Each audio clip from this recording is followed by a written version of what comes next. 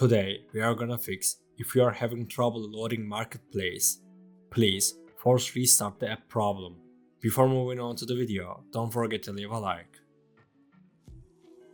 First, we press and hold Roblox, then click on App Info. We click on Force Stop. After that, we click on Storage. Click on Clear Data and then Clear All Data. To confirm, we press OK. After doing this, we go back to the previous page and click on Uninstall, then OK. We have removed Roblox from our device. Before re-downloading Roblox, we restart our device. Once restarted, we open the Play Store. Then, we type Roblox in the search bar. After doing this, we click on Install.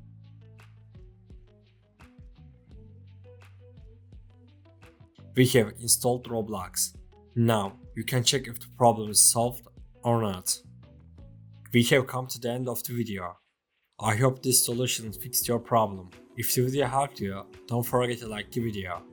You can also subscribe to my channel to support me. Take care and see you in the next video.